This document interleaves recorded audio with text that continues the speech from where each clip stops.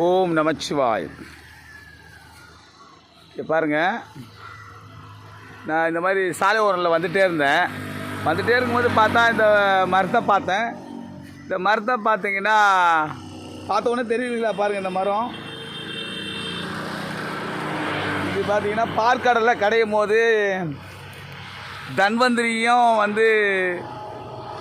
உருவாகி வந்தாருன்னு சொல்லுவாங்க. தன்வந்திரி மருத்துவத்தில் இதுவும் ஒரு சிறப்பு வாய்ந்த மருத்துவம். இங்கே பாருங்கள், இந்த மாதிரி ஒரு அற்புதமான ஒரு மூலிகை.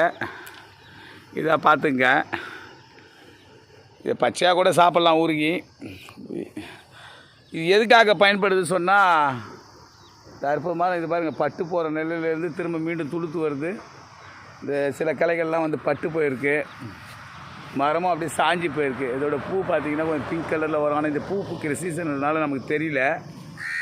இந்த மாதிரி இந்த தன்வந்திரியால் உருவாக்கப்பட்ட பல மருத்துவத்தில் இதுவும் ஒரு அற்புதமான மருத்துவம்.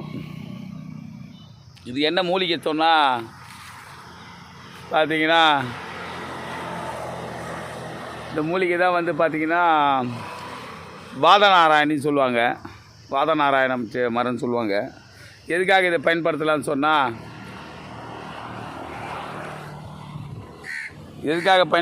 சொன்னால், இந்த கீரையை எங்கள் அம்மாலாம் அந்த காலத்தில் காரக்குழம்பு வச்சு கொடுப்பாங்க, இதில் வத்த குழம்பு மாதிரி.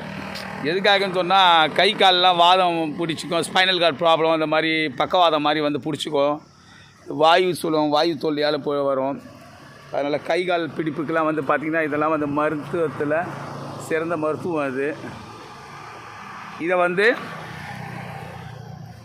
காலையில் பச்சையாக கூட உருகி ஒரு கைப்பிடி அளவு எடுத்து உருகி நீங்கள் உரலில் போட்டு இடிச்சோ, இல்லை இப்போ மிக்ஸி வந்தாச்சு, மிக்சியில் அரைச்சி கூட மோரில் கலக்கி குடிக்கலாம்.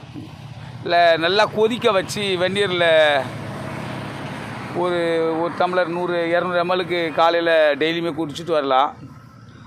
இல்லையா, ஒரு வத்த குழம்பு மாதிரி மிளகுத்தூள் போட்டு இதை கீரையை அரைச்சி நல்லெண்ணெயில் வதக்கி அரைச்சி சட்னி மாதிரி அரைச்சி அதை கார குழம்பாக வச்சு சாப்பிட்லாம்.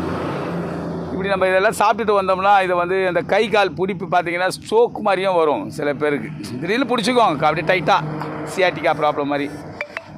அந்த மாதிரி ஏதாவது ஒரு ப்ராப்ளம் வந்ததுன்னா அந்த வாத பிடிப்பெல்லாம் க்ளீனாக நல்லாயிடும். இந்த வாதன்றது திரும்ப வராது. பித்தம், கபம், வாதம் இது மூணும் சமநிலையில் இருக்கணும் உடம்புல. அதிகப்படியான வாதங்கள் வரும்போது என்ன ஆகுன்னா, கை கால் நடக்க முடியாது, கை கால் பிடிப்பு அதிகமாக இருக்கும். அதனால் இதை மேக்ஸிமம் இது இப்போல்லாம் அழிஞ்சி போச்சு. இந்த மரம் எங்கே இருக்குன்னே நம்ம தேட வேண்டியதாக இருக்கும். நிறைய பேருக்கு இது என்ன செடினும் தெரியாது, மரம்னு தெரியாது. யாராவது ஒருத்தருக்கு தான் இந்த நாட்டு வைத்தியங்களுக்கு தெரியும். அது மாதிரி எனக்கு தெரிஞ்சதை உங்களுக்கு நான் சொல்கிறேன். அதனால தான் நான் மூலிகை சார்ந்த நம்ம போட்டுட்ருக்கோம். நம்ம மேக்ஸிமம் மூலிகை சார்ந்து தான் நம்ம வியாபாரமும் பண்ணிகிட்ருக்கோம். இது வியாபாரமாக இல்லாத மருத்துவமாக செயல்பட்டுருக்கோம் பரம்பரையாக. அதனால் நீங்கள் என்ன பண்ணுறீங்க, எங்கேயாவது இந்த மாதிரி வாதநாராயண கீரை கிடச்சிருந்துன்னா, மரம் தான் அது, கீரை வகையை சார்ந்ததாலும் மரத்துலேருந்து தான் எடுக்க முடியும். அப்படி கிடச்சதுன்னா இதை நீங்கள் நான் சொன்ன மாதிரி குழம்பாகவும் வச்சு சாப்பிடுங்க, இல்லை இடித்து சாப்பிடுங்க, இல்லை பாலில் கலந்து சாப்பிடுங்க. இந்த மாதிரி சாப்பிட்டுட்டு வாங்க, மிகவும் ஆரோக்கியமாக வாழலாம், நோய் நொடியின்றி. இதெல்லாம் நான் நல்லா சந்தோஷமாக வாழன்றதுக்காக ஈஸ்வரனை வேண்டிக்கிறேன். ஓம் நமச்சிவாய.